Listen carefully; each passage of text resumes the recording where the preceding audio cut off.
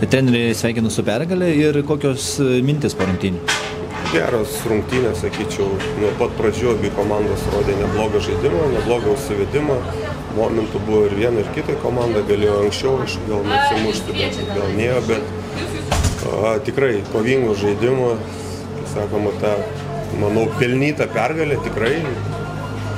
Ir čia mes jau juokavom, kad čia mums turbūt Dievo dovana už rungtynės nesilgavo irgi tikrai komanda gerai žaidė, taip mes pralošėm, bet už tą visą darbą jų, tai turbūt šiandien mes gavom dovanėlę.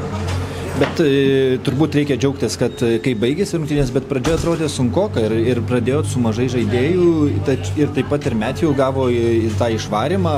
Ar matot kažkokių priežasčių tokios sunkios pradžios?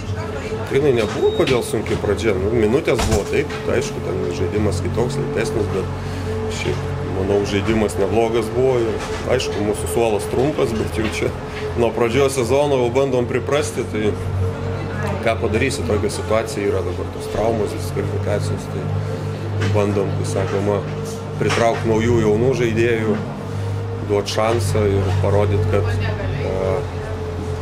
dirbant, treniruojantis ir žaidžiant vaikų lygoje yra perspektyva ir vyrų komandai, tik reikia stengtis dirbti.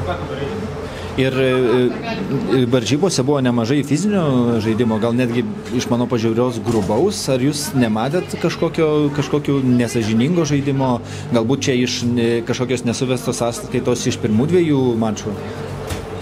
Kad nepasakyčiau, tikrai nebuvo nurodymų kažką traumuoto žaisti, vyrai kietai žaidė ir čia tas Metio gal tokia pražanga buvo, irgi ėjo, gal norėjo sužaisti kūnų, bet jau po to nebuvo kur dėtis.